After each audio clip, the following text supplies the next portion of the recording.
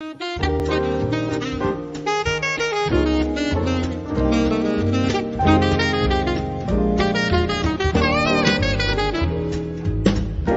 Portugal, there's a YouTube show full of fun facts you need to know. Carl rings the bell and the members show to the GMP morning show.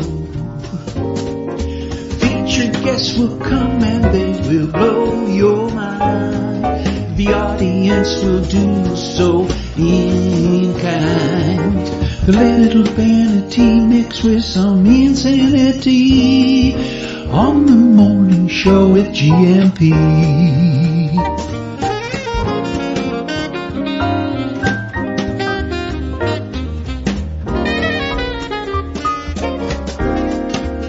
Hey, Gumpers.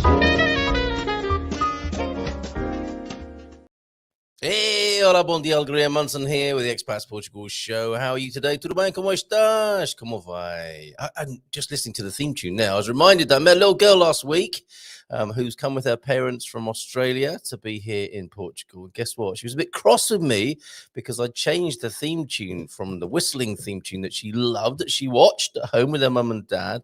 And she preferred the whistling to the jazz. Personally, you're more of a jazz man myself, but sorry to you, little lady. I think I'll have to find her and make a little, I was going to say make a CD. Why don't I make a mixtape and just have done with it, or stick it on an 8-track? No, I'm sure I can just send the MP3 over for mum and dad to help her enjoy the whistling tune. Now that they're here happily in Portugal, excellent news. Shout out to you and Nathaniel and your lovely family. Okay, let's see who's in this morning. Deagle, Moaz, Amelie, who says, I shall say hello now as I have someone coming to my office at 4:30. Hola, Gumpers! Thank you very much for that, Amelie. Have a great day. Thank you for popping. I love it when Gumpers do that. Can't be here for the show, but they come and send a message, let us know that they're doing great and checking in. It's fantastic. On Consumer Tuesday, which it is today, so let me roll that ticker tape at the bottom. If you're new to the show, please say hi. You will be made to feel very welcome. Uncomfortable in some ways. What is going on here? But very welcome by the lovely Gumpers who are here this morning, include Brain Buzz. Who's that?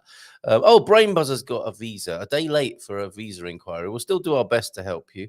We've got the God Squad tip of the day from Coach Turner as well. Thank you for that. So we've got that for you, as well as some footage. Thank you. We didn't really do it justice, did we? The Goish Motor Club rally and all of the wonderful bikers who ended up in Goish. I think that was, when was that? Was that last weekend? Matty sent us a few pics. We'll play those, and we'll play the official video, a bit like we played the official video of the donkey riding yesterday. Let me just adjust that camera a minute. There you go. That's good. Yeah, we'll play the official video from the Goish Motor Club, which is excellent and gives you a view of life in Portugal. And we've got quite a few of those views of life in Portugal. 7 perfect Portuguese towns that will make you forget about Lisbon. Towns and villages, I'd say. We've got a startup looking to accelerate business between Portugal and the US. That's from the Portugal News. We've got Portugal, the fastest aging European country, on Consumer Tuesday, something we might want to cogitate and reflect on as well. What's that there? I'm not sure what that is. We can get rid of Tom Swarbrick on LBC, can't we? And we can get rid of, I think, whatever that is as well. Excellent. And I've got a lot of tabs open because I've got a lot of information, pictures, videos, all sorts to bring you this morning.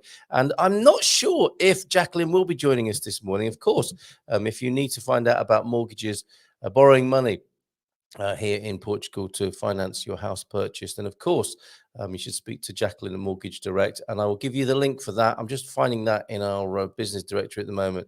There may be a problem in connecting with Jacqueline this morning. However, around 9:30, Astrid Fridenberg from the Expats Portugal team will be joining us, and you'll have a chance to get to know Astrid a little better.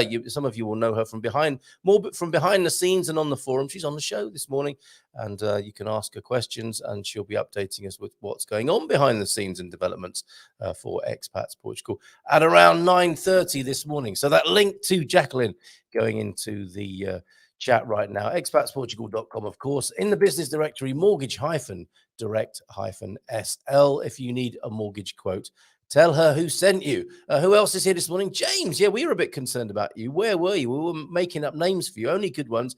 Will Rogers quote of the day then from you, which is fantastic. Thank you for that. Come back to that in a little while. Antonio F. Missed you yesterday. No, you were with us yesterday, weren't you? Of course. Thank you for joining in, chipping in as you do with the visa questions. You might be able to help Brain Buzz this morning. Antonio F., thank you for being here. Thanks for all you do for our community. Victoria's here. Hola, bon dia, kids. Oh, are you going to watch Benfica tonight? Is that the first time you've been at a big game here in Portugal? Hola, bon dia, kids, says Victoria. Headed to Lisbon today to see Benfica tonight. A welcome to Lisbon as well, Simon and family. And a special birthday today, parabéns, to that star in the north, Vitor Costa. Oh, yes. Happy birthday to you, Vitor. We'll see him on Thursday, of course. So we'll celebrate with him again then. Dad joke warning, one of those set up. That's good. Brab, if you're about this morning, let me know, and I will share the image that you sent to me. Matty's in, who was talking about with regard to the Goish Motor Club. And I think that just about does it. I know there are more people watching. Moaz is here. Did I mention you, Moaz and Deagle? Deagle, those lovely sunflower pics, we'll feature those as well this morning. The importance of having a bit of colour in the garden. Good morning to you, Deagle, as well. Okay, yes, birthday greetings done. Check, good. We want to talk about I-bonds as well and the currency update, which came in a few days ago, but I thought it'd be good to place it here on Consumer Tuesday, so we'll come to that as well. But I think you're going to get entertained now. I've got a real smorgasbord potpourri pick-a-pow for you this morning, and we can only hope to get through it all in the 90 minutes that we have together. But I want to share this with you. This was sent to me by Philomena, and this, in case you were ever thinking to yourself, I must get to grips with these wonderful Portuguese singers. Of course, I shared Marisa with you, didn't I? Me and Jenny B were in tears having watched Marisa the other day. She's in this video alongside a lot of other Portuguese artists who you might like to make notes of, about, scribble down their names, and see if you can look them up and learn a little bit more about Portuguese music and culture through their offerings, their artistic and musical offerings. So this is a nice start to the show this morning. Be right back after this.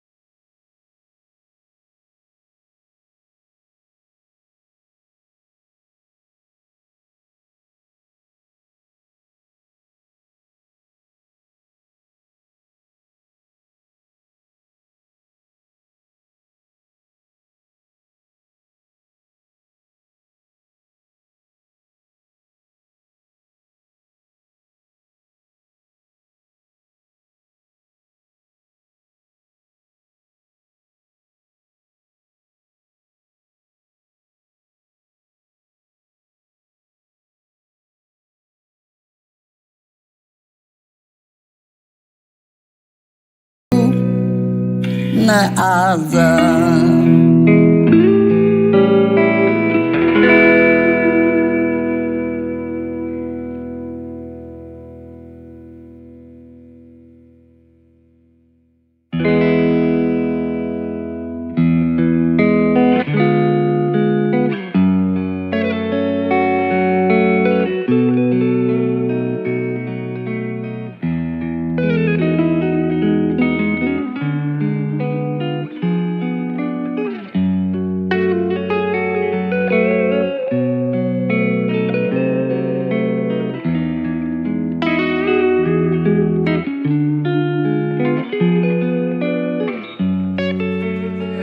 Andiamo un po' Coliseo.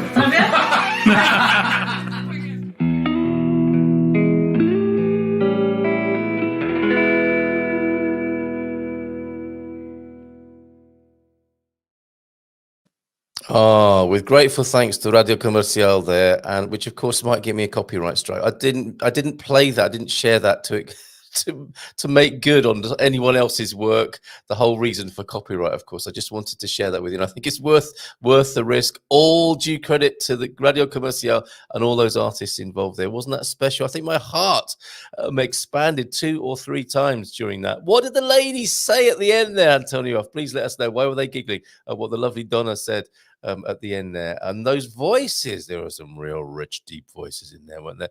And some beautiful, higher pitched, higher range voices as well. The whole musical spectrum in there. Not all fado singers, Moaz, as Antonio I think has suggested or put you right there in the comments. Thank you so much. Yeah, it is a musical language, isn't it?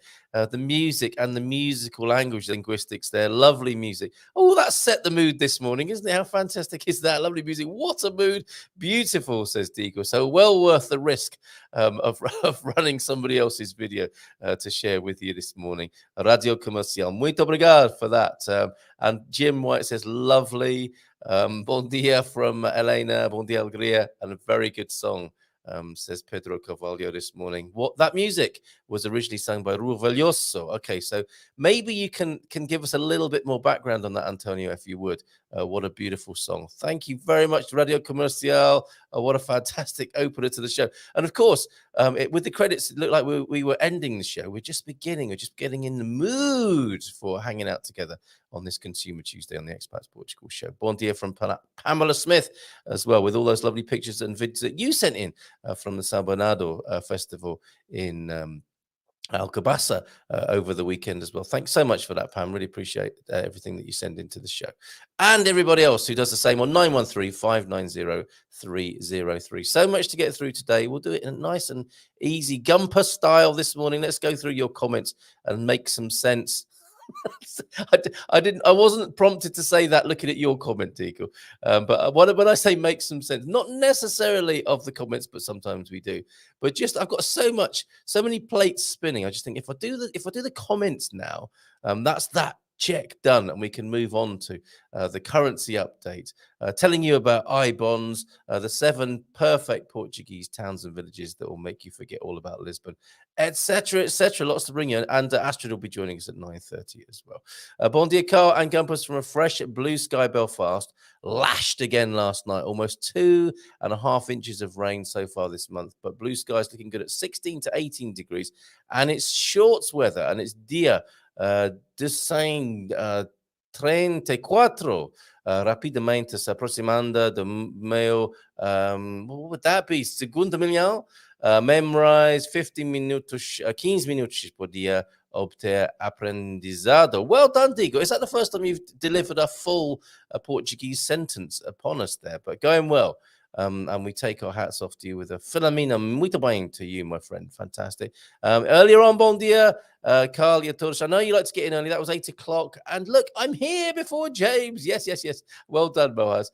No prizes there, but I guess, just revel in your own glow of pride there at being there at 8 o'clock this morning. Thank you. Appreciate it.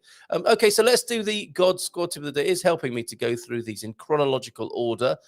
Before I share with you some of the many other wonderful things I want to share with you on this Consumer Tuesday this morning. Let's set it up right then for a God Squad tip of the day.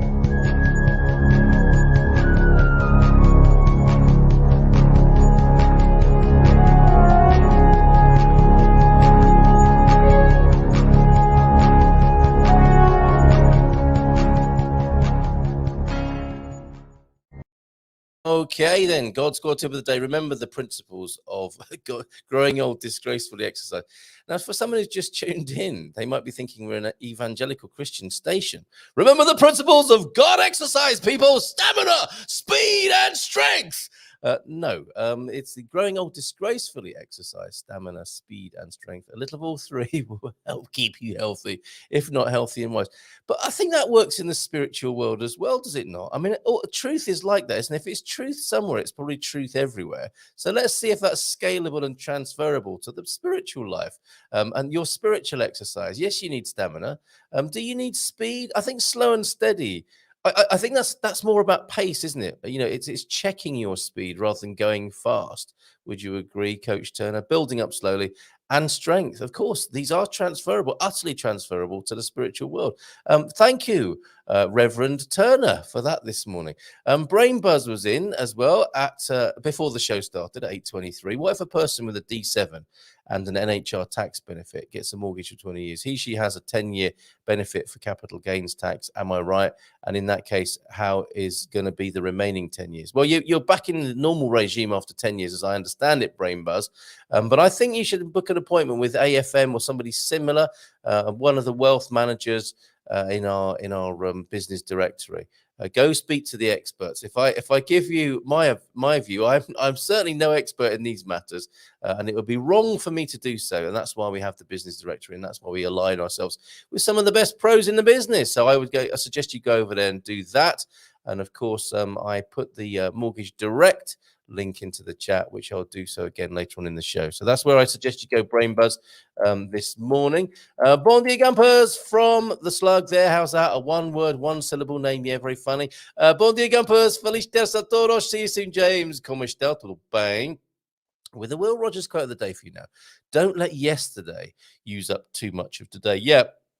I spoke to an amazing gentleman by the name of Brian Hubbard yesterday evening on one of my more esoteric podcasts, timelight.co.uk. What an amazing guy. Loves Portugal. I told him where I live now. We've been pals for a long time, over a decade. I don't know if you might remember a publication called What Doctors Don't Tell You. Brian Hubbard, yes, him who publishes that. Loves the Algarve, loves the Silver Coast. We were talking about time. It was a proper cosmic conversation.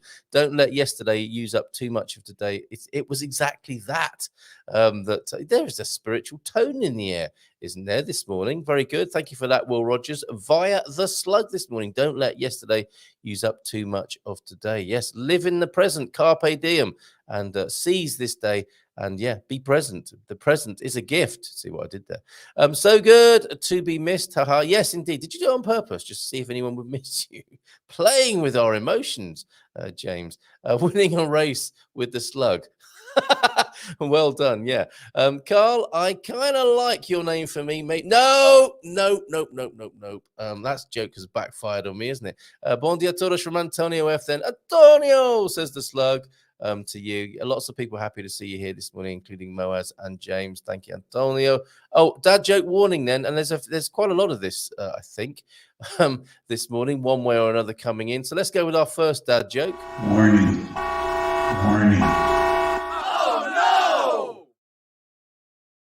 Oh, yes. Rim shot at the ready, so to speak. Dad joke. Hang on a minute. What's going on here, James? Oh, yeah, he's a slug. He moves at his own pace. My procrastination is so bad, he says. I've considered joining Procrastinators Anonymous. I just haven't got round to it yet. We knew where that joke was going halfway through it. No, not one of those. One of those for you, James, this morning. Thank you very much for that. And love to you, T-Duck. Come on, man. Looking forward to seeing you back on the show soon. No pressure, but looking forward to seeing you back here soon. And bon dia, Antonio. Yes, looking forward to my first match. So it's the first visit to go see Benfica play. Fantastic. Could we have a picture, please, Victoria? And maybe a video to get a sense of that buzz and atmosphere inside the Benfica stadium. And not if it's too much trouble, but if you can do that for us, we would love that.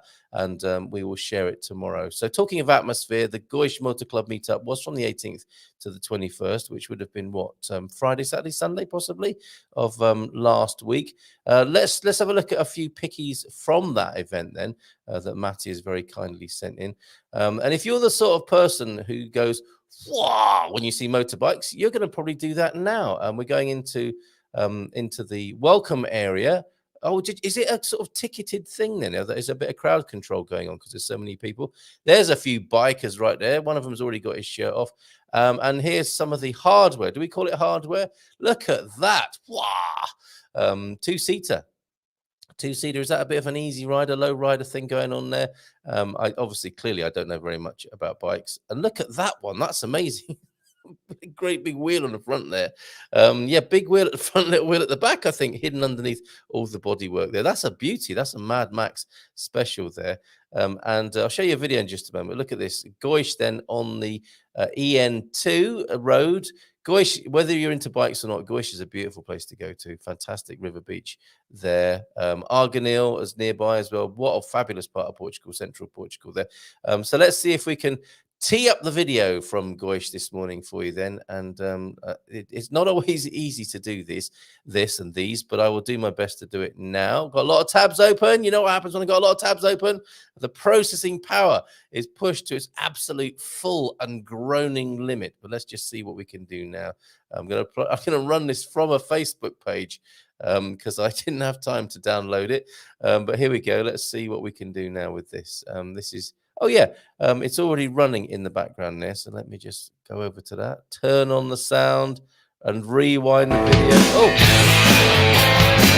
Hold on, we'll start again. Hold on.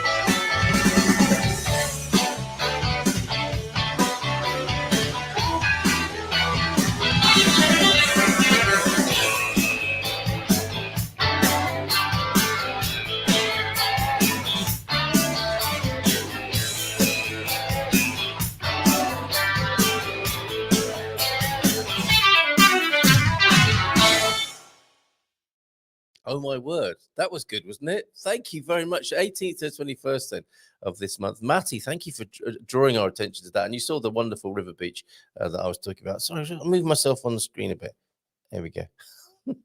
I lined everything up on the desk, but I'm not in the center of the screen, and that was bothering me. Matty, thank you so much for that river beach. Well, I was going to say one of the best in Portugal, but that is a really tough competition of the best river beach in Portugal. It's certainly one of the best here in Portugal. So go there any time of year to Goiás. Put that on your list, please do.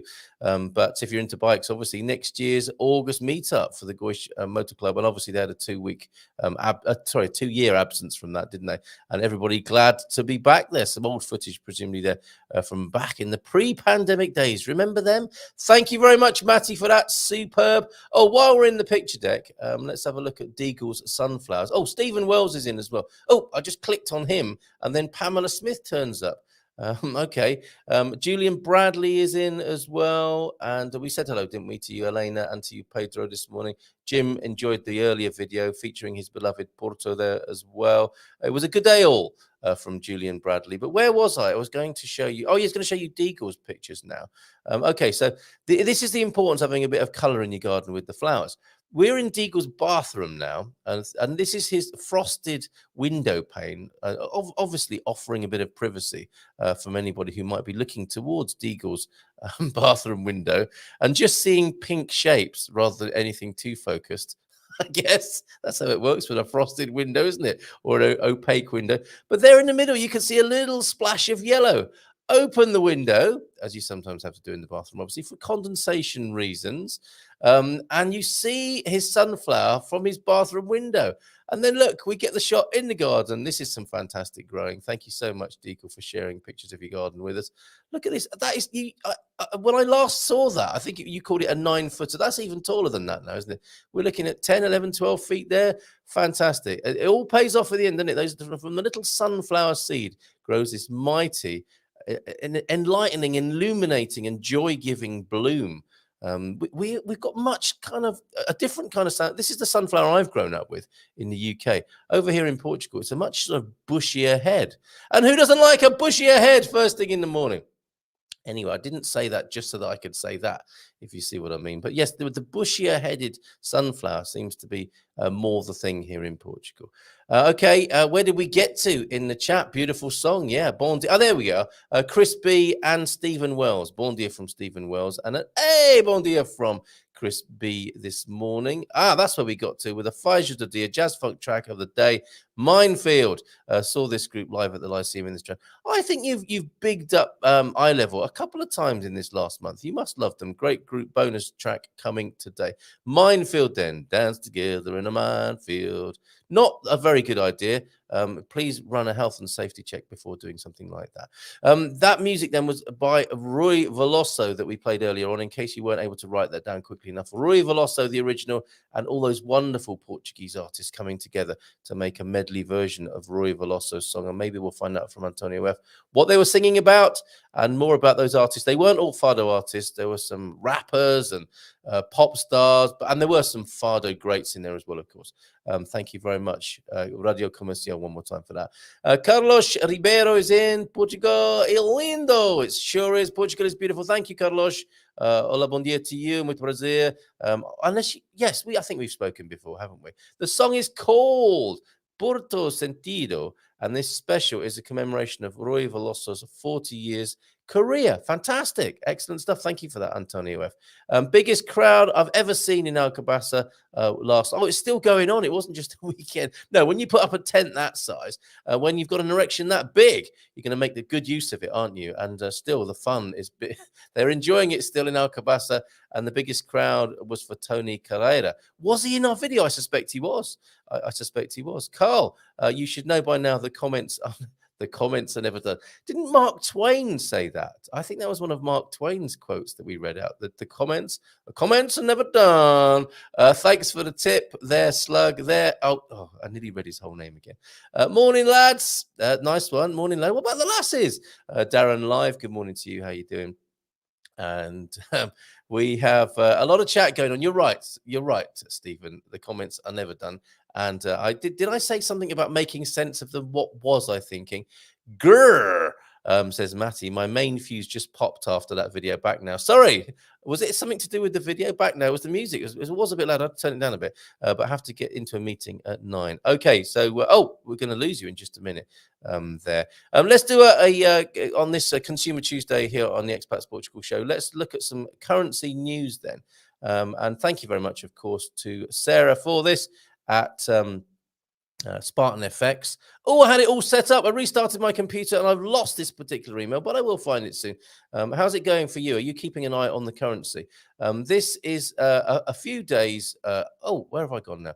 This is a few days old, but the background information I wanted to share with you because it remains the same.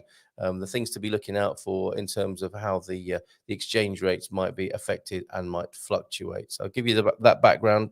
Thank you to Sarah for sending us this. Perfectly appropriate for Consumer Tuesday. So where did we get to with? I'm searching as I broadcast here. Hold on a minute. We're gonna bring this to you in just a moment. Currency update. No, I haven't. That's an old one. Oh my goodness! Did I delete it as well? Okay, that has not worked for the time being. I will come back to that. What I'll tell you about instead is I-bonds. Okay, I think somebody mentioned I-bonds in the chat, did they not? Last week, and that would be Johnny, correspondent with the show, and he wanted to elaborate on this. This is not, by the way, this is not a financial advice. Whenever we talk about money here, it's not financial advice. Oh, this actually goes back to when Paul Correa was on the show, and Johnny was saying, "What about I-bonds?" And Paul said, "No, something I don't know about. Can't tell you about that." And Paul is very straight with those sort of things. If he doesn't know about it, he won't be able to speak about it, and he won't guess. However, Johnny does know about it and wanted to let you know that the I-bond. Someone asked about the US series I savings bonds, the I bonds, at the end of Paul's segment. So it wasn't Johnny who asked, but it's Johnny who's come to the rescue to tell us more about it, presumably from his own experience. He did not comment due to his lack of familiarity with this investment vehicle. Following our notes for Gumpers, especially those that are still US citizens. So this is for you if you are a US citizen and you want to know a bit more about I bonds. The I-bond interest rate is tied to inflation and adjusted every May and November. The purchase bonds are safe and the interest rate is guaranteed. I-bonds are to be held for at least 1 year. I-bond redemption before 5 years from purchase dates sacrifices 3 months of interest. These are the T's and C's we're getting into here, aren't they, with I-bonds? The cap for purchasing bonds is $10,000 per person per year, unless you are filing a US federal tax return. An additional 5,000 of bonds can be purchased via an election on your tax return if you are due a federal tax refund. The interest rate set in May is 9.62. Well, that is a good interest rate, isn't it, by today's standards, and applied to the 6 months after the purchase is made. It is expected that the increasing inflation rate will push the November I-bond interest rate over 11% there for you US investors. I-bonds can be purchased from, and it gives me well, I'll put the link in there if you're interested to know more. I'm not selling these. I'm just passing on information, a question that was asked last Consumer Tuesday, but I'll put that link in the chat for you. Much more info about I-bonds is available at the linked website. If you have 10,000 spare cash, 20,000 for a couple in a savings or money market account, and you will not need that money for a year, then I-bonds are a great way to increase the yield of that cash, says Johnny. Thank you very much for that, Johnny. Not financial advice, but a serving suggestion, you might say. And the link to that going into the chat right now. There you go. Now I'm going to see if I can find this currency update. I would like to share that with you because it's pretty good and very thorough, as you would expect from Sarah Davies. She is, of course, joining us on Thursday of this week for the webinar. Why is that? Why was it there before? And why is it not there now? That is very annoying. I'm going to try one other method of trying to find that for you. And maybe I can do that towards the end of the show, just in case. I'm struggling to find it right now. No, I can't find it. There's Sarah sending me her review of the Top Gun movie. So interesting. That seems to have disappeared. It doesn't want to show itself right now, that currency update. Yes, it does. I found it now. Okay, if you are selling US dollars and buying euros to send to your account in Portugal or to buy a property, now is still a fantastic time.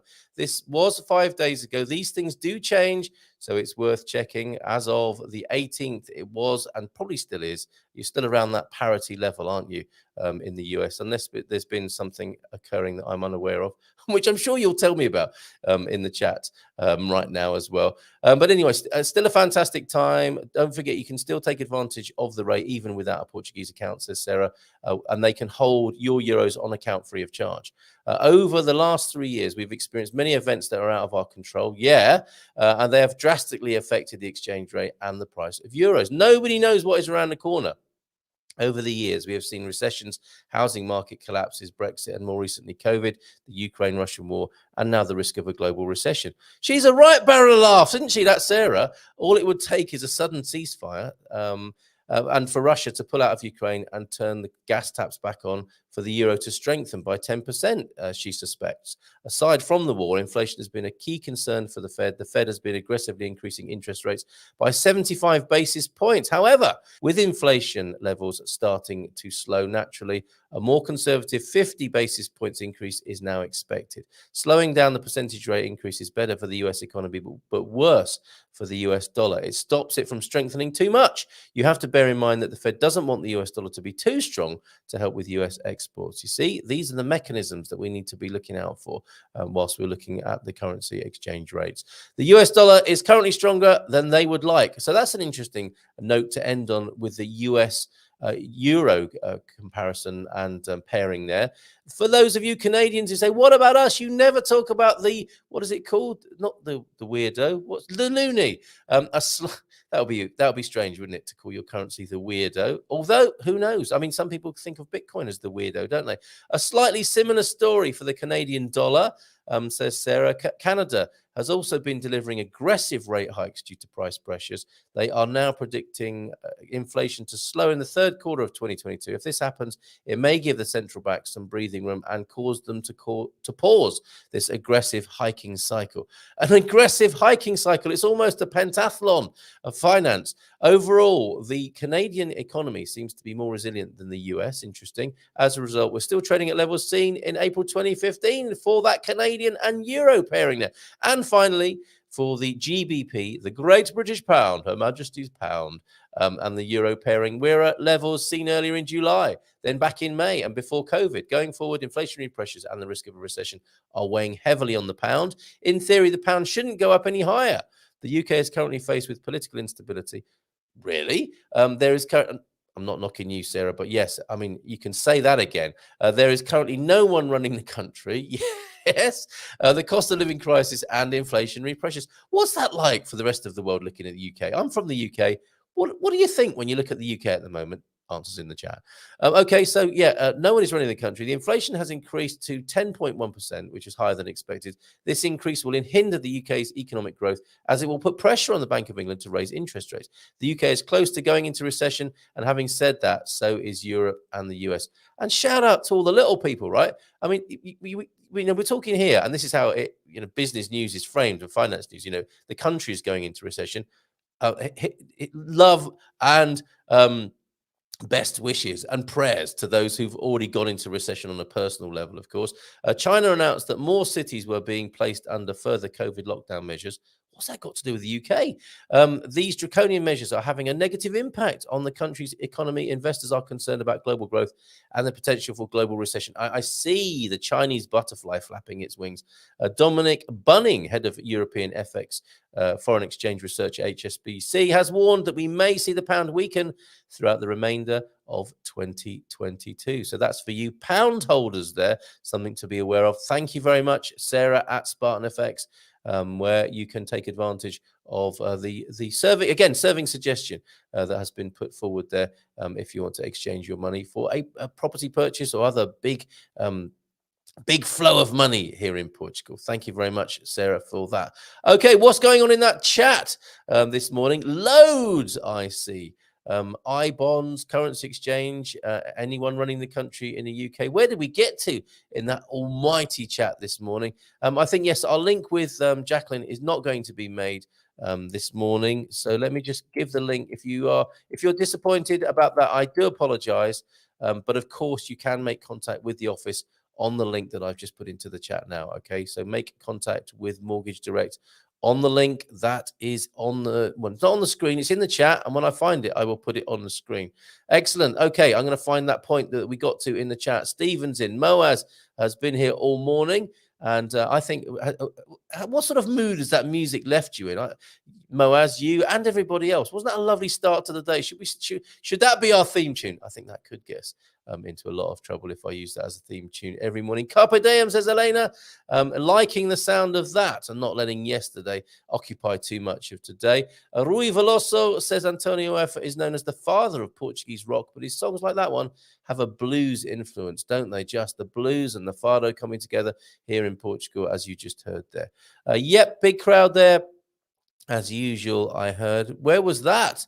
Which particular crowd are we talking about? Oh, yeah, Tony Carrera was in Bragança last Friday. So all these stars are touring Portugal at the moment, aren't they, of course, earning their crust and being loved all over the country, it would seem. And yes, thank you for that info on Rui Veloso there, Antonio. I appreciate it.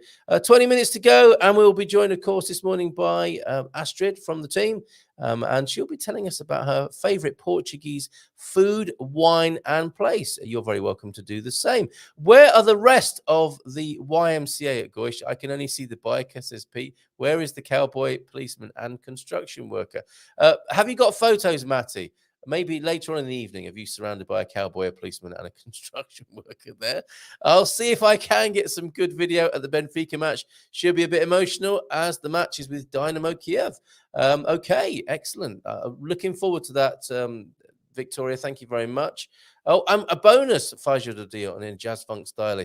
The real thing, can you feel the force? I never knew how this instrumental group was in the 70s and 80s. I never knew how instrumental this group was in. Sorry, that's not a musical reference. That's in terms of their influence. They are completely amazing. More tracks to follow. Children of the Ghetto, did they not write that?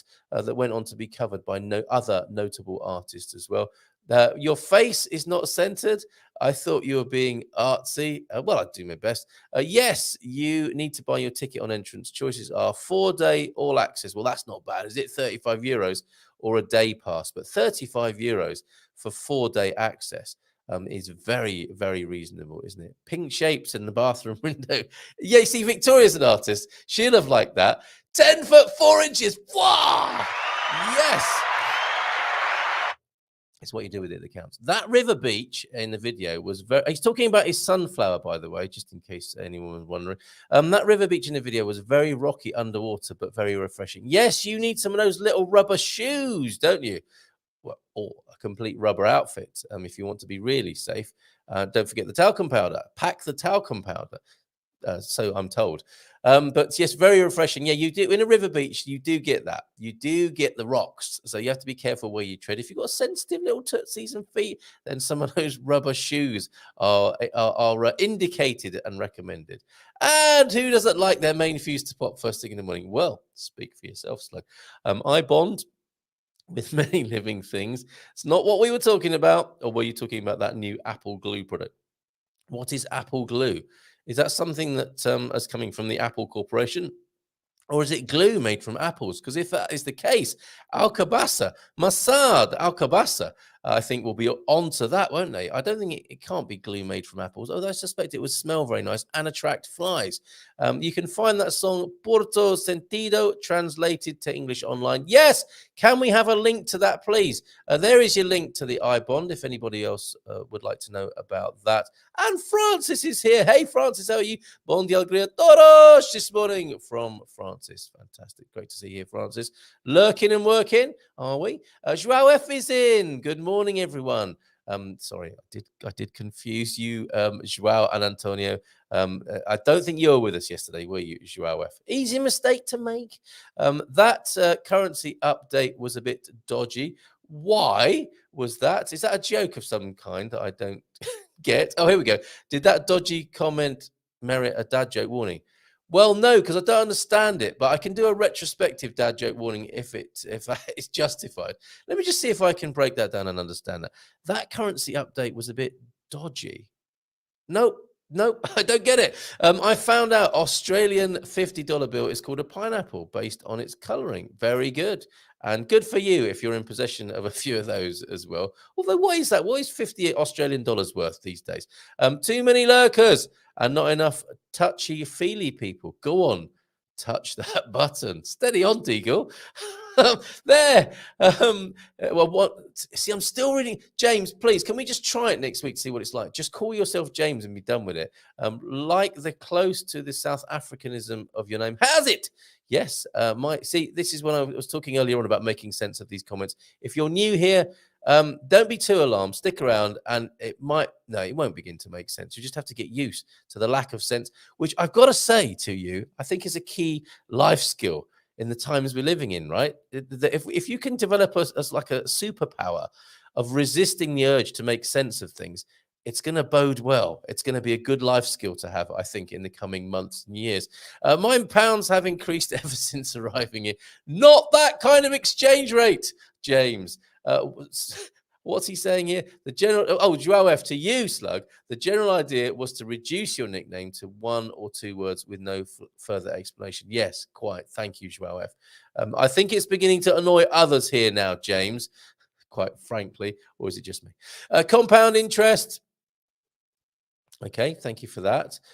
Is that a dad joke as well? I'm losing control and meaning and everything this morning. I don't understand. The comments have reached a maximum random this morning. No, I love the whistle start end of the show. Slowly coming to terms with the you as well, then, as that little girl who I met was a little bit grumpy and disappointed with me. Okay, no, we haven't got rid of the whistle end of the show.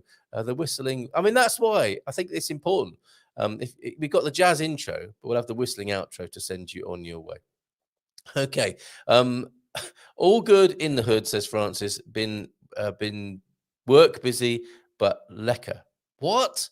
What does that mean? Dunno lekker. Oh, these are South African phrases, are they? Okay, we're learning Portuguese and South African this morning. Thank you very much. Oh, and the all-day pass includes camping on the train for all 4 days as well. That is a bargain. at €35, isn't it? I mean, even if you don't like motorbikes, that'd be a pretty good place to go to enjoy the river beach and a bit of camping for 4 days for €35. Fantastic. From Joe F to Francis, I speak for myself when I say that in spite of having just turned 59, I still am in a growing age. Sidewards. Oh, I see. It's beginning to make sense. The mist is clearing. The Silver Coast mist, metaphorically, is clearing. Ha ha ha. Apple glue product, eye bond. Reluctantly, Afrikaans for sweet is what lekker, but means a lot more than that. It's an expression of everything is awesome. Yes, everything is awesome. Carl, you're amazing. You read every comment and make everyone feel special. I think it's your radio personality, mate. How's that? Is also what cricketers say when appealing a leg before wicket decision. Frank and Carl will get that. Absolutely, Francis. Yeah, so how's that? How's it, lekker? Thank you for all of that this morning. I forgot to tell you, Gumpers, I've got my Dubai resident card. Well done, Moaz. Congratulations. Good stuff. Well done there, mate. And we've got Astrid joining us in a little while. Astrid, give me a nod if you'd like to join us a little bit sooner rather than later. No, she'll join us a little bit later at 9:30 as planned. 4 to 8 months. Sorry, no, four from 8. An amazing album. Why did I think of months there? I'm not sure. Children from the Children of the Ghetto was a track telling the true plight of what it's like growing up in the inner city ghettos of the UK, which was replicated around the world.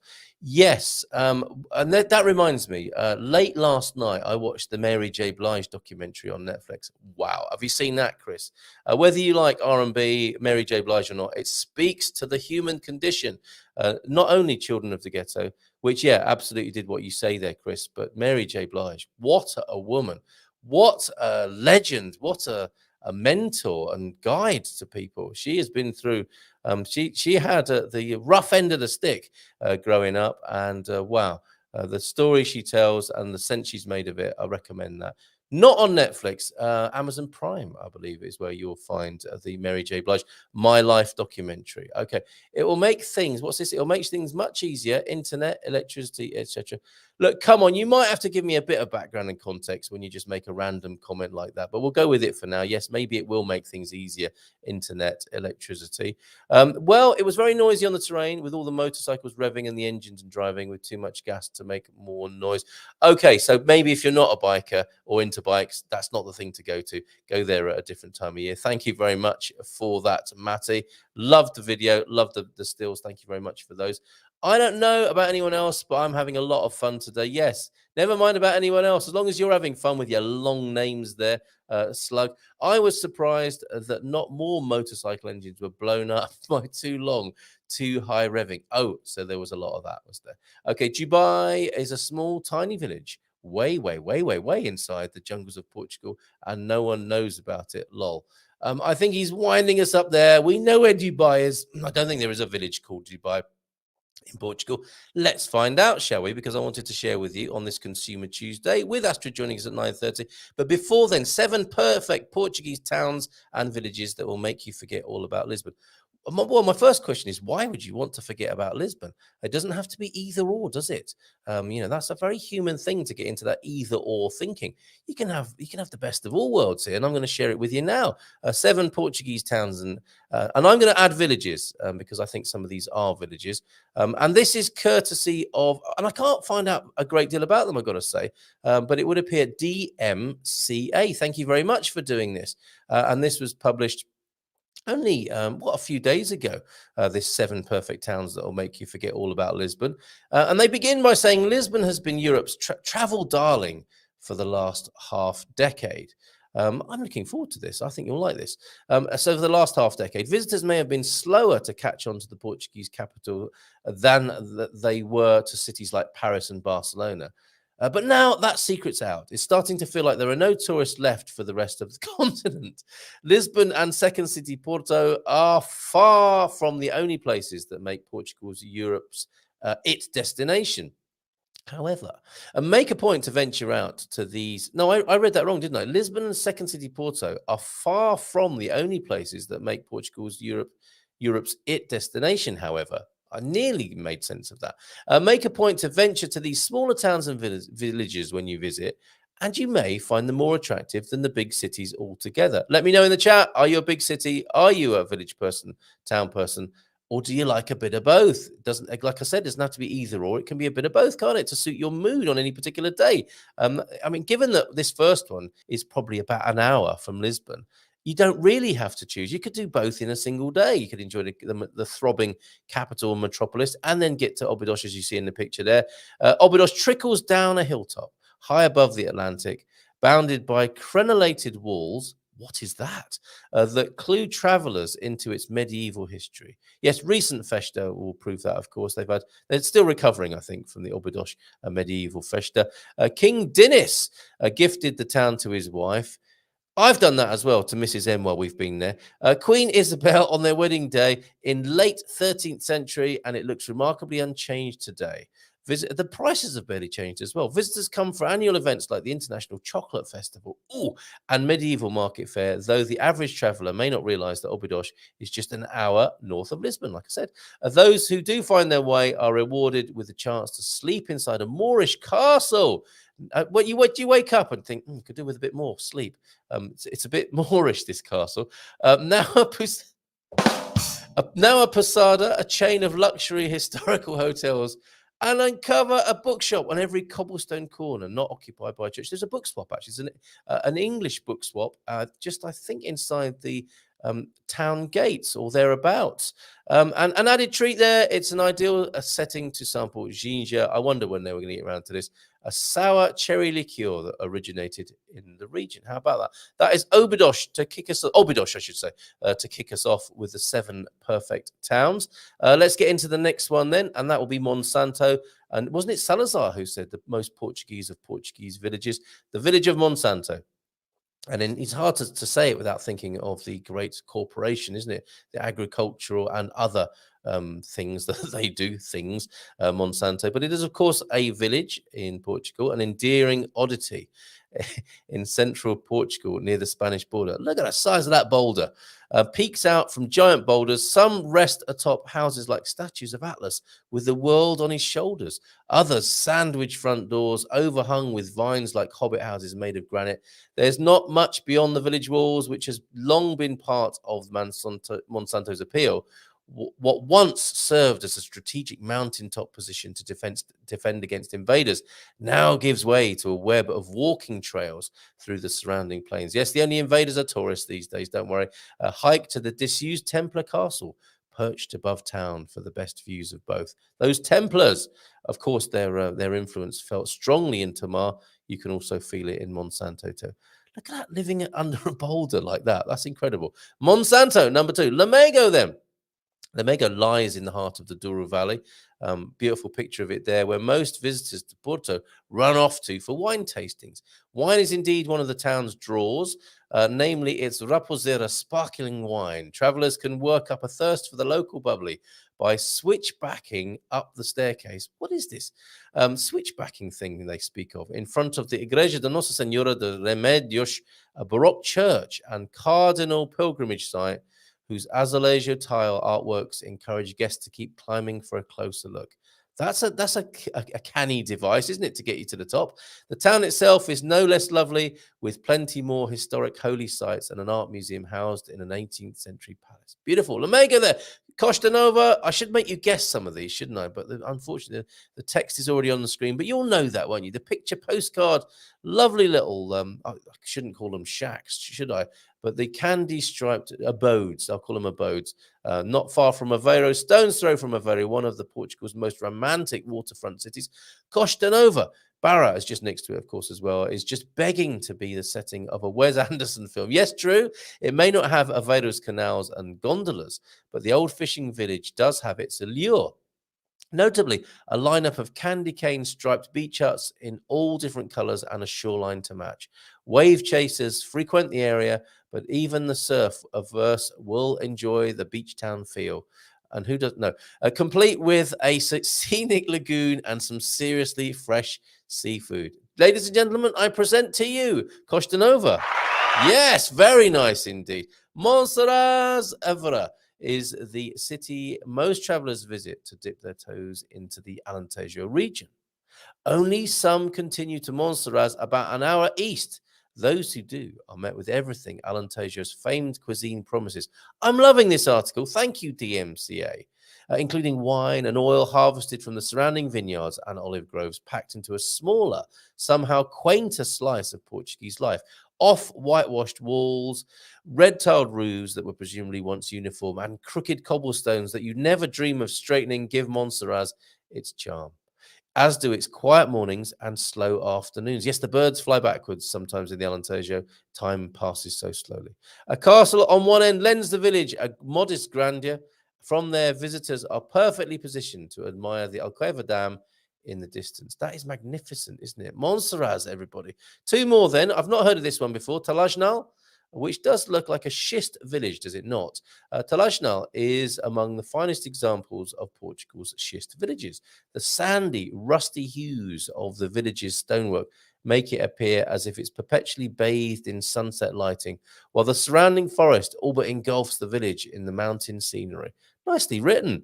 Outdoor activities are a given, yet even walking through town is achingly pleasant, with several small restaurants and shops to pop into. Wooden handrails lead the way, at one point guiding visitors to a sweet little fountain. For something even sweeter, snack on the village's famous convent cakes. Yes, the old nuns' whatsits, of course, there, and the monkish pleasures as well that Philomena has told us about, you may recall. Talajnal. And then finally, last but not least, and actually I think Astrid might have something to say about this, Marval. Marval is proof that new is not always better, dating back to the 9th century when it served as a hideaway for the Moorish Sufi and soldiers who gave the walked village its name. Marval watches over Alentejo from the Serra de São Mamede Mountains. So Sufis and soldiers there. It's definitely a spiritual thing going on this morning. It's these very views that make it a must-see in Marval. A medieval castle and labyrinthine garden star as the crowning attraction. But architectural touches like Gothic arches and Manueline windows turn any day of dining and shopping into a walk through a living museum. This is fantastic. Marval is worth a visit any time of year, but anyone passing through in November will get an extra treat of, not an extra teat, excuse me for saying that, they'll get an extra treat with the annual Chestnut Festival. Look at that annual Chestnut Festival to top it all. There is Marval. And thanks once again to DMCA for that list of the 7 perfect Portuguese towns that will make you forget all about Lisbon. Yeah, I mean, you will be, with many of those, you'll feel like you'll be transported back in time. How many of those have you been to? Moaz says, villages are nice and charming, but they lack the medical. They've got medieval, but not medical services that cities offer to vintage people like me. Well, you only need to go there for a day trip, Moaz. And Carl Monsanto, as elected, has the most Portuguese village of Portugal in a contest in 1938 during the dictatorship time. Yeah, I thought so. I thought you might have told us that before. And I recalled that, Antonio F. there. Marcus Lawrence is in. We are village folk. After a few years in Lisbon, we moved to a small village outside of Figueira dos Vinhos. Okay, so definitely coming down on the side of a smaller town and village living there. Thank you for shouting out this morning, Marcus Lawrence. Great to have you here. Thank you very much. I wanted to move to Dubai, says Moaz, because my brother lives here and I needed his help. The next step is working on moving to Portugal on my own. Yes, and we're here to help you with that, Moaz. We are cheering you all the way. Bon dia todos from Sarah. Sarah's in. Oh, and news on Consumer Tuesday. We'll have Astrid joining us in just a moment on this Consumer Tuesday on the Expats Portugal show. But on Consumer Tuesday, BA apparently cancelling more flights, says Chris. The impact on air travel continues. If a global recession hits, then aviation will be impacted again. Not great news. Thank you for that, though. And Obidos is a lasting memory for Chris, I think, being charged 40 cents for a small paper bag. However, it truly is an amazing place that I want to return to.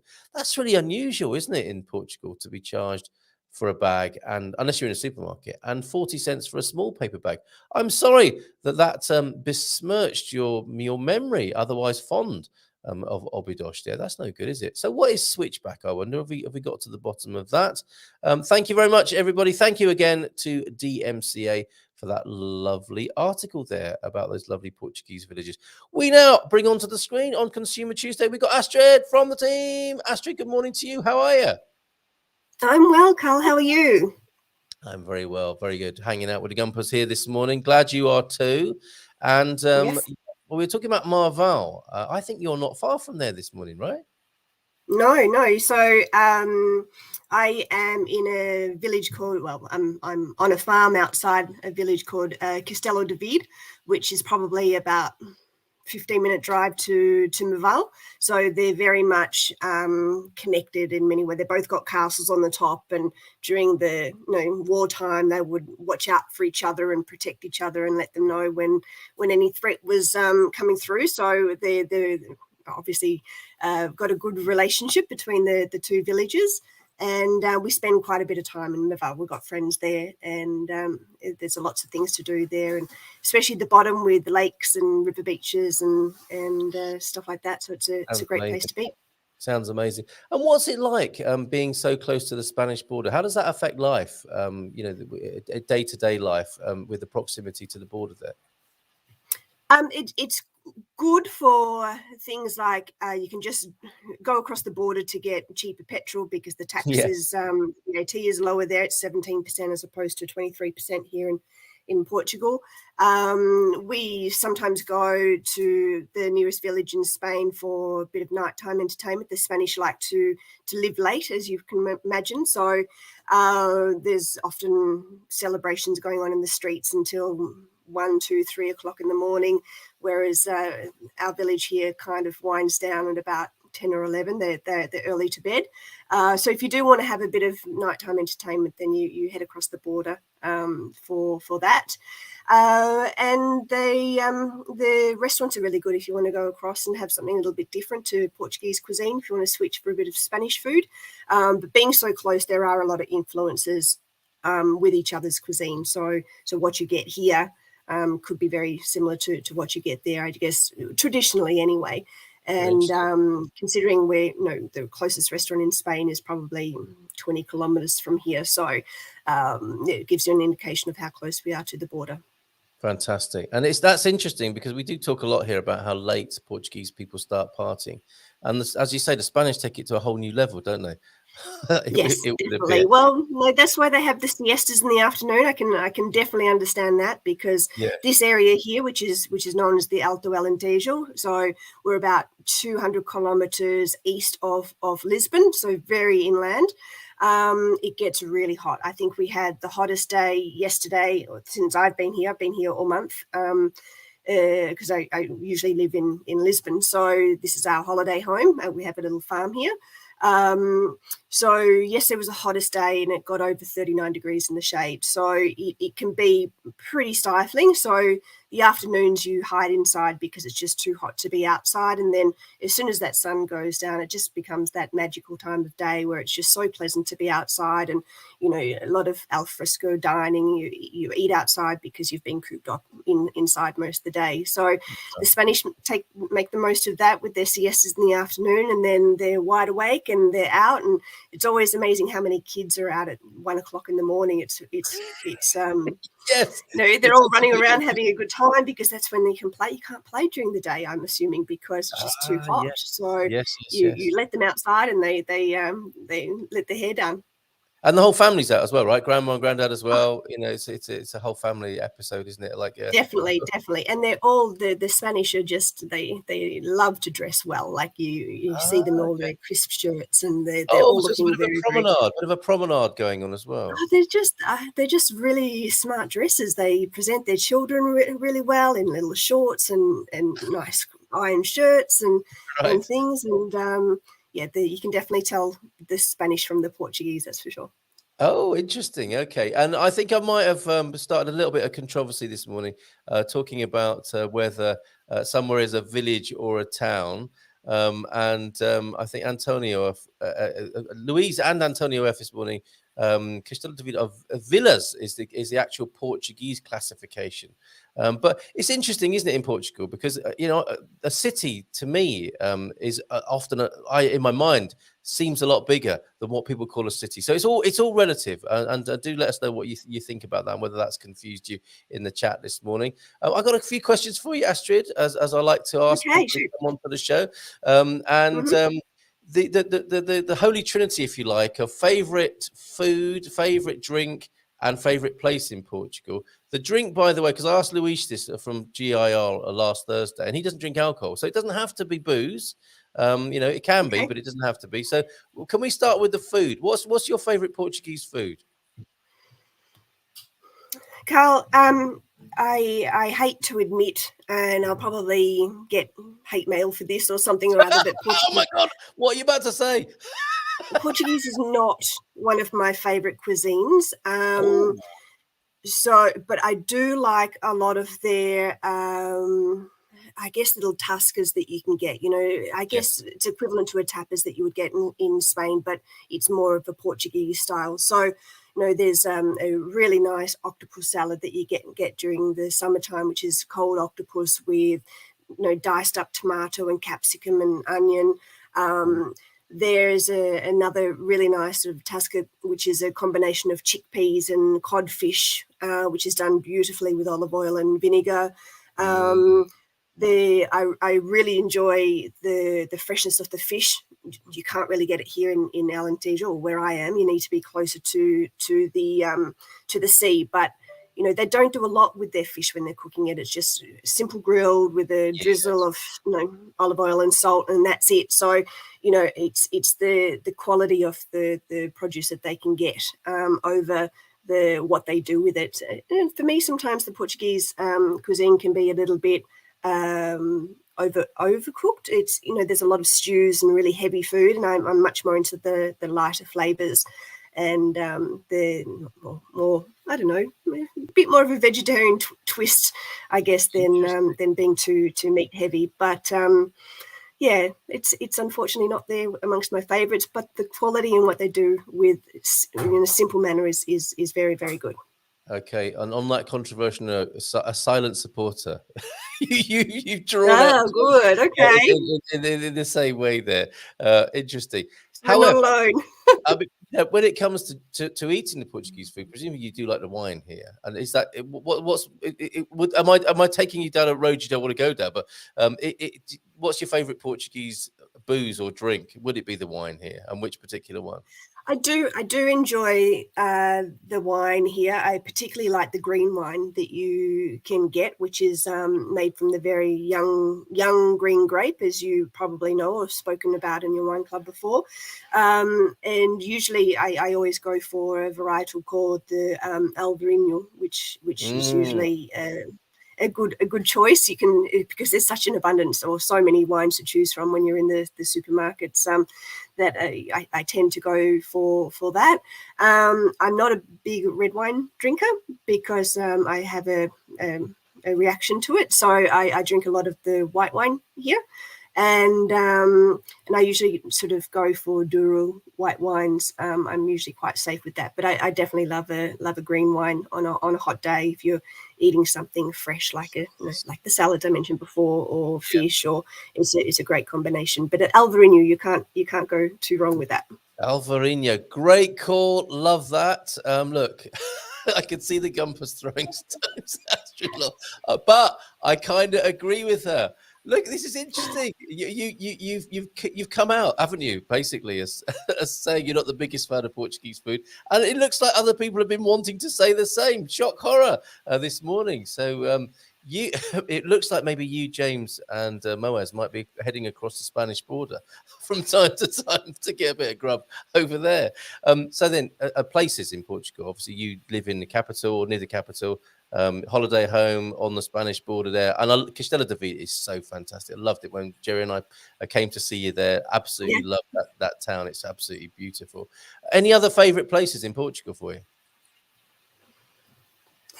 We do like an area. It's also in Alentejo, but it's on the coastal side, and we're heading off there next week for our beachy kind of holiday, the end of the school holidays before kids start in the middle of September. But it's called Porto Corvo, and it's a beautiful little fishing village there with amazing beaches. It's very much very traditional, not too overly done, but we really enjoy going there. To become a bit of an annual holiday Pilgrimage. destination for us Yes. for our beach fix after being in the middle of the country for such a long time. So Port Corvo is really nice. Porto Covo, great tip, thank you. And it's interesting to note there, isn't it, that Alentejo has its deep interior and border and great beaches and a coast as well.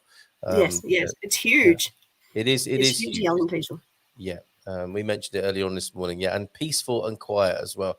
Okay, so tips for expats, foreigners, immigrants, people coming into Portugal. Obviously, you've done that. You're on a similar journey, a little bit more advanced than many others, with your Yes. experience and years here in Portugal. But what would you say to people heading this way? If you could give them a few insights and tips about how to go about it. Okay, well, I guess my journey was a little bit different because I married a Portuguese man, so I didn't have to go through any D7 visa processes or any kind of It was pretty easy for me to come as the wife of Portuguese men, and it made it a little bit easier for me to be able to find my feet as well, because he had family here, he had friends already, so I just had to kind of fit into that. But I did find that it was really important for me to find my own feet as well. I didn't want to just be in his shadow with his friends and his family the whole time I was here. So the things that I wrote down for tips, number one is to meet people, and I think it's actually, in my opinion, really easy to make friends when you're in a foreign country, because when you meet like-minded people or people that have made the move or out of their normal comfort zone of their country into a new country, everyone's radar's open to make new friends, and you just need to put yourself out there. If you meet someone for the first time, invite them over for dinner and get to know them, make an effort to get to know them, and then people just come to you, because that person then will introduce you to other people. And I feel that when you have that common bond, that you've made the move, then meeting new people, particularly foreigners, is a very easy thing to do. Meeting Portuguese might be a little bit more difficult. They're very, very friendly people, but I wouldn't say that I've necessarily got a lot of Portuguese friends of my own. My husband's got the Portuguese friends, and of course they've become friends of mine through that relationship. But meeting people on my own of Portuguese and becoming friends has been a little bit more complicated. So, but yeah, don't fret. It's, in my opinion, very easy to meet people, and you just need to put yourself out there to and let that guard down so that you're open to meeting new, having new people come into your life. So perhaps be a little sort of more bold than you might otherwise be, and take advantage of being in a new situation. Yeah, definitely. It's easier to make mistakes and embarrass yourself, I think, isn't it, when you're abroad than it might be at home. So yeah, a great tip there to just step out, take some risks, and mix and mingle with people, and go to one of the great Portuguese restaurants. Yeah. enjoy some Portuguese food together. Okay, anything else for the newcomers, the incomers? I did. I had I've got 3 tips. So my second tip is to learn Portuguese, but if you're like me and it's not easy, I've been here for 10 years now, and my Portuguese is still very limited. I'm just not someone to learn languages. It's just not easy for me. It's very, very difficult. I've got a lot of words, and I can get away at the at the supermarket with what I want or whatever may be.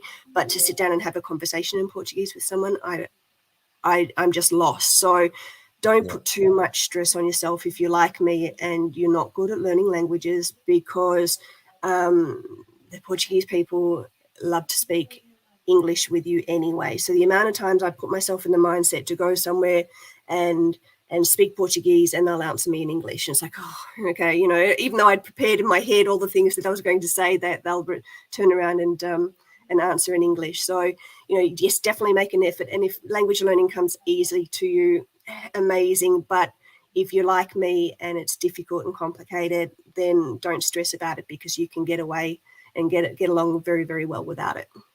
Well, I think also you like other people might be a little hard on yourself as well, because I've heard you speak in Portuguese and I was impressed. So it may be Oh, that gee, generally speaking, people do have more than they realise and are quite tough on maybe. themselves with that. So, But I, I think also for me, because my husband obviously speaks Portuguese, and we've got two girls here, aged 14 and 12, and they're bilingual. They both go to Portuguese schools, but we speak English at home. So I use them as translators whenever I need to as well, which is probably puts me in a situation where if I really tried harder, I could probably do it. But I always try the take the easy route and you get don't them need to to, do translate you? for me. Clearly, you don't need to. You have a team of advisors there dealing with your every Portuguese need. So that Yeah, would make an extra challenge there. Astrid says, Stephen, I may have missed how long you've been in Portugal and how is your Portuguese? Well, you came in just as how was that for timing? So I think you got the answers you wanted there, Stephen. yeah. Thank you very much. And Elena says, a coach is always a good idea. I think that's a much more subtle plug for your language tuition coaching there, Elena. Nicely done. I just think my point is don't stress yourself out about it if you can't. Like, obviously it's really nice if you try, and it's fun to try, but if you're like me and it's difficult, don't think it's going to be over, or you'll give up or whatever may be. You can get by with very limited Portuguese. Okay, so James, loving what you're saying this morning. Check, working on the language too. We're looking forward to tip number 3. But on this matter of the language, I can't even count the number of Portuguese who have smiled and softened when I even simply attempt to speak Portuguese with them. Nice one, James. And I'm looking forward, says Matty, to start with the PLA language course in September. So well done. Okay, how to learn another language? Think your life depended on it. Well, that's the thing. It doesn't often, does it, for you, Astrid? You got a husband and kids, so you don't need it, your life doesn't depend on it. The more you use it, the easier it becomes. Never think it's hard. That will put a mental block in your mind. It's Word good advice. every other day. Can we have that in Portuguese, please, Chris? Okay. So your third tip for the expats, the foreigners, the migrants, people coming to Portugal. Okay, this is probably one of my biggest changes that I experienced when I came here from Australia, is that things happen at much slower pace when you come here. So expect that if you send an email, it's going to take a week or two to get a response. Going to financiers or wherever you're going, things are going to be slower. It's just a slower pace of life. And coming from Australia, it was rush all the time, particularly in my career at the time. Everything had to be a 24-hour turnaround. If you didn't get a response in 24 hours, then, that person on the other side wasn't doing their job properly. Whereas here, just things are going, it's a slower pace of life, very much more relaxed, but it doesn't mean they're not going to get back to you. They just are doing it at the Portuguese pace. And I guess, we get that sometimes with some of our members contacting us at expatsportugal.com, saying, I emailed such and such yesterday and I haven't got a response yet. Why haven't they responded to me? And it's like, it's Portugal. You probably have to wait a week or two for a response. It's just the way that things are. It's frustrating, but once you adjust to it, then you understand it's just the way of life here, and it's like how life. It's how it's done. And that's why you came here. That's why a lot of people come here as well. You can't have it both ways. Okay, so thank you for that. Verdad as well. James, in agreement with much of what you're saying. See Monday's replay, and of course he has tips for how to manage that transition as well. João F. Sorry, but I have to say this. I know Spanish and Portuguese cuisine, and judging from what I hear, most of you foreigners do not know real Portuguese cuisine. Instead, you are limited to a small number of dishes served in touristic areas. That may be true. I bet what James, Hank, Connie, and Tony ate while having lunch with me was completely unknown to them. I suspect it was. And I would like to know more about this, João F. Let's have a bit of a challenge, shall we? You know those memes where it says, most people think Portuguese food is this. It's actually this. Let's start that meme series and give us a few suggestions, João F. I'm completely open to that. I love Portuguese touristic food, and I love the things I think you're talking about as well. So very open to that, João F. Speaking Portuguese. know the words, but sometimes they come out in the wrong order. Well, keep going, Louise. It's a matter of mathematical odds that one day they will be in the right order, in the right place at the right time. Sorry, Astrid, go on. I agree with that because my husband has some of his mum's cookbooks from back in the 50s and 60s, and you flick through them, and of course they're all the photos are outdated or it's just illustrations or no photos at all. But you flick through that and think, why can't you buy this kind of food anymore out at restaurants, or it's they've obviously gone with a few dishes here and they think that people like them, so every restaurant copies. This is in relation to the traditional Portuguese food. Yes. They all have the same menu, and there are a lot of other things. I used to enjoy having with my daughters when they used to go to birthday parties or get invited to birthday parties, and it's all the family of the birthday girl or boy getting together, and they all bring a dish of their own in this big family celebration. They would say, stay, and the food that was set out on the table is like nothing you see at all. And in restaurants, it's like, why can't they serve this kind of stuff? It's so much more interesting and different, and just that's the way to eat. I think if you can get to eat in a home of Portuguese people, and I'm lucky to do that because of my family here are Portuguese, then that's a great experience. It's not always about what the restaurants serve. It's about what they eat at home. You make a very good point. My mother's Chinese, so that would have given me access to some pretty good food over the years. And then when in the UK, I think of Chinese food and people saying, I'm going to get a Chinese tonight, I sometimes think in horror about what they might be experiencing with that. The sort of Cantonese, basically. So there's a real parallel here, isn't there, in following what people seem to like. And Indian food in the UK, the tikka masala, which doesn't even exist in India, I understand, but it's a hybrid based on the tastes of the people who love the food and have kind of imported it into their culture, if you like. So the same thing might be going on with Portuguese food. It's a very interesting point. Yeah. Thank you for that. Louise, we enjoyed chanfana de javali last Friday, locally caught. That will be the wild boar, won't it? Locally cooked in white wine, piri and onions with large waxy boiled potatoes. Stop it, Louise! It sounds fantastic. Had to order extra bread to mop up the sauce. That sounds wonderful. I know my experience here is still very limited, and I continue to be open and hopeful as my experience widens. I think this is a conversation that will continue, and I'm hoping João F. will delight us with a few things he thinks we should be trying. On the language thing that you mentioned there, Astrid, I speak Arabic, English and French, and I still have difficulty learning Portuguese. Let's face it, it's one thing to learn a new language when you're 18, but not the same for a vintage 60-year-old. Yes, maybe you need Chris's approach. Learn like your life depends on it. And the best language in any country is to smile. Well said, Deacon. Thank you for that. Nice. So what's going on behind the scenes, Astrid? We've only got you for a few more minutes now before we finish at 10, but what's going on behind the scenes with Expats Portugal that people need to know about? Well, we have been working on a new design website, which is everything kind of just slows down over August, as you can imagine. But we're tweaking it. We're on a slow pace with that, but hopefully, before or the second half of this year, we'll be able to launch that. It's going to have a lot of new functionalities with the social pages and the ability for people to network and get involved. So it's going to be the forum plus a lot of other new things. So we're pretty excited about that. Just working on with our partners as well, and locking in some new webinars. We've got a money exchange webinar coming up on Thursday. So for those people who want to join, there you go. Thank you. With the very popular Sarah, who I know comes onto your show quite often. What else have we got? Well, we're celebrating a milestone with 11,000 members on the forum.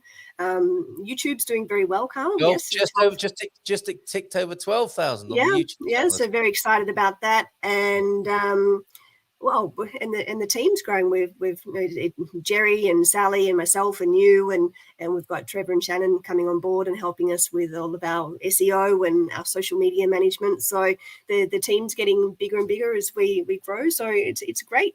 This little humble site that Jerry and I took over a few years ago is becoming a real resource for people. So we're very excited about where things are heading. Thanks for the update. If you've got any comments, questions, or suggestions in the last few minutes, while we've got Astrid here, just put them in the chat. The conversation is continuing about food. Of course it is. We love talking about food here. I love Mexican, Chinese, Indian, Lebanese, and Italian.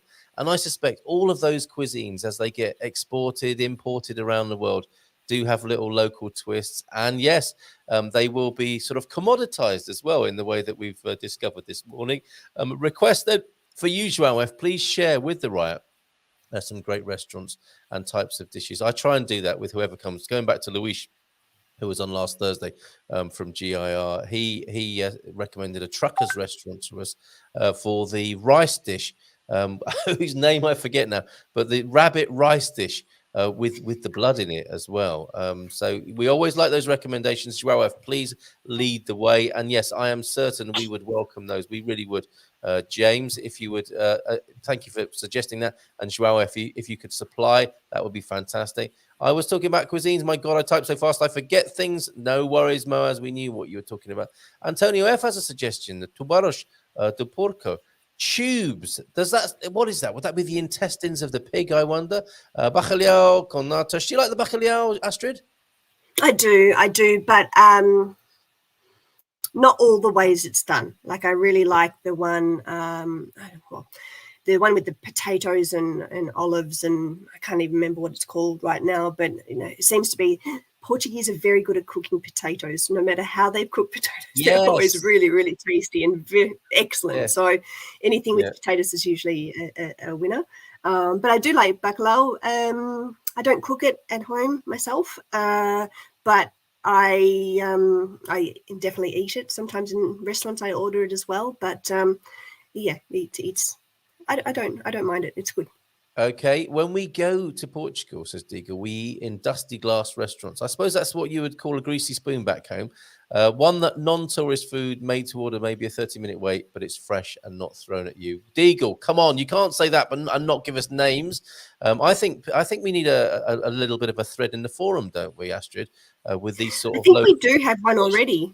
Oh, okay. There's all where people can add their favorite restaurants to the list, and it's an ongoing list. So there's a thread in the forum, and it's been going for a couple of years now. So some great recommendations there if people are looking for something local to them. I'm sure they'll be able to find something. So check out the forum for that. You or I might have even started that one. Stay classy. Do some amazing Portuguese food tours coming from a Jamaican, Portuguese, Malaysian, Indian, Dutch household. Wow. I bet the food's going to be good there. Food is really important to the Capricorn 12s. Taste bud tantalizing. Thank you very much. Antonio and company are an incredible resource for all of us. We value and cherish your input. Help me, Obi-Wan. Yes. Round of applause for the Fs here today, João and Antonio. Yes, away from the main street menu, only in Portuguese. That is what to look out for. A good call on that. Thank you very much.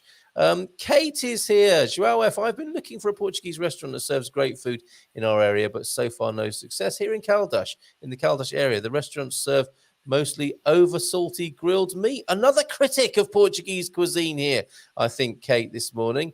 I think they are there. The restaurants are there. You just haven't found them yet. But if there is somebody who would like to recommend, there is on Facebook a Silver Coast restaurant and food group, I think, Kate. Is this an adjustment to be made as well in the same way of getting used to bureaucracy and the pace of things? Do you think an adjustment of the palate is required as well, Astrid? Adjustment of the palate to what to get used to Portuguese the flavors. Yeah. I mean, there is a problem, isn't it? In the same way that people would come and say, chop, busy, time is money. I need my email responded to.